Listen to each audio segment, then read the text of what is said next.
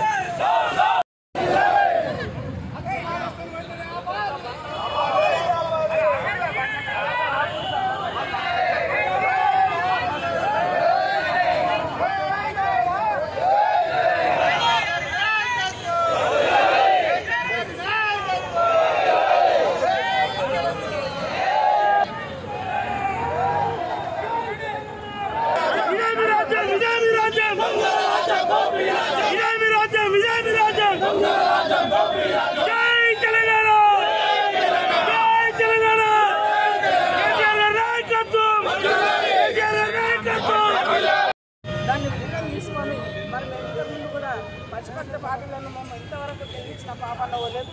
మరి వచ్చే 3 నెలలు అవుతుంది కానీ లేని కేసులు కూడా మా మీద అట్లా పెడితే దుర్మార్గం అని చెప్పేసి కూడా మేము తెలియజేస్తున్నాం.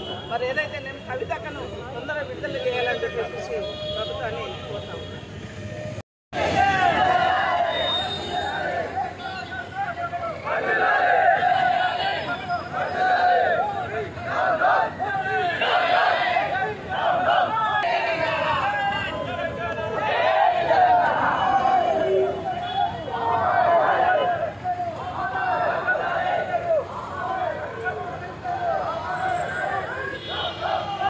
వాళ్ళు గౌరవ ఎమ్మెల్సీ కవితక్క గారిని అరెస్టు చేయడం జరిగింది. వాస్తవానికి కూడా ఇప్పటిదాకా మన ప్రభాకర్ అన్న చెప్పినట్టు ఈరోజు నోటిఫికేషన్ వస్తున్న సందర్భంగా బీఆర్ఎస్ పార్టీని ఇబ్బంది పెట్టాలన్న ఉద్దేశంతో బీఆర్ఎస్ పార్టీకి సంబంధించిన ఎమ్మెల్సీని అరెస్టు చేయడం చాలా శోచనీయం.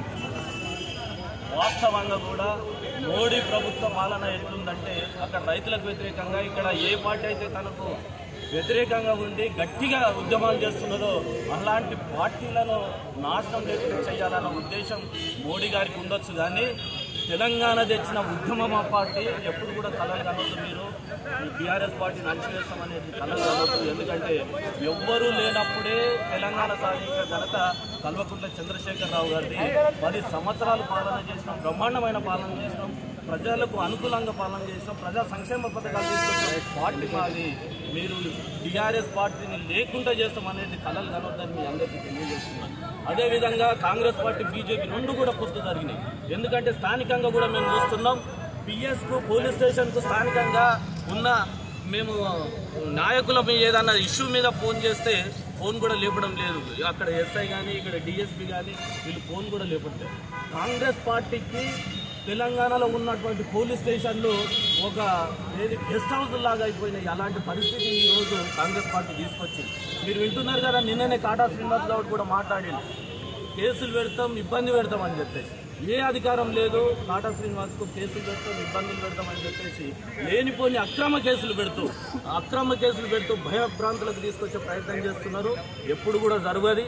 మా నాయకులు అండగా ఉంటారు, ప్రజలకు అండగా ఉంటారు. ప్రజా సంక్షేమం కోసం పోరాడతాం నిరంతరం. ప్రజల సమస్యలు ప్రభుత్వానికి తీసుకొస్తాం. ఎక్కడ భయపడము. భయపడినట్టయితే తెలంగాణనే వచ్చేది కాదు, తెలంగాణనే తీసుకొచ్చేది.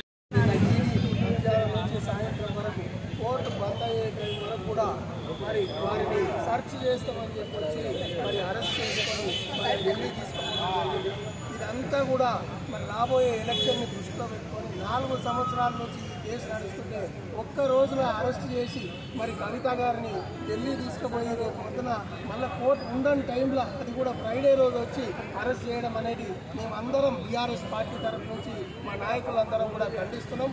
ఒకటే గుర్తుపెట్టుకోండి, తెలంగాణ రాదు కాదు అన్న విషయాన్ని తెలంగాణనే తీసుకొచ్చిన కేసీఆర్ గారి నాయకత్వంలో బీఆర్ఎస్ పార్టీ ఉంది.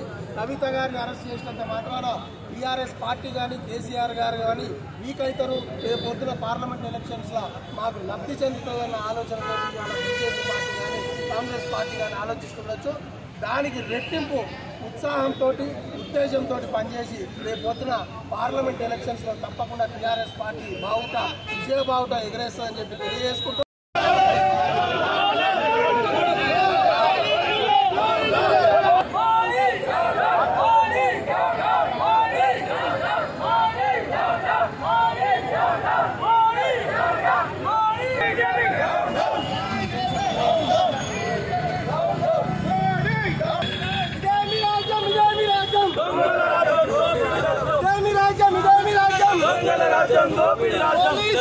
మీ అందరికీ తెలుసు, నిన్ననే మోడీ గారు దేశ ప్రధాని మరి ఈడీ టీంను ఢిల్లీ నుంచి పంపి గౌరవ ఎమ్మెల్సీ మరి కవిత గారిని అరెస్ట్ చేయడం జరిగింది. చాలా దుర్మార్గమైన విషయము. మరి ఏదైతే సుప్రీంకోర్టు ఆర్డర్స్ 19వ తారీఖు వరకు ఎటువంటి పరిస్థితుల్లో కూడా ఆమెను అరెస్ట్ చేయొద్దని ఆర్డర్స్ ఉన్నాయి. దానికి విరుద్ధంగా ఇవాళ మోడీ గారు, రాష్ట్రంలో ఉన్న రేవంత్ రెడ్డి గారు గుమ్మక్కై ఇవాళ కవిత గారిని అరెస్ట్ చేయడము చాలా దుర్మార్గమైన విషయము. ఇది మోడీ గారు స్థైర్యం దెబ్బతీయాలనే ఉద్దేశంతో ఇవాళ ఇటువంటి కార్యక్రమాలు జరపడము చాలా వింత విషయము.